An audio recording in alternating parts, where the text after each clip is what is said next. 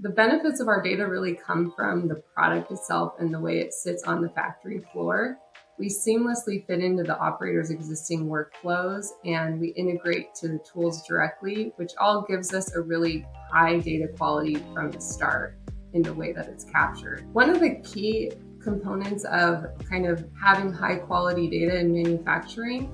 is providing some flexibility in our product so that we're able to capture what actually happened on the factory floor and balancing that against enough structure to place each piece of data that we're collecting into the proper context. And what that really means is that each piece of data that we capture is tied to a particular serial number or part that the operator is building, and also tied to other contexts about who's the operator who's building it, what work instruction were they working on, and where was it built at what station.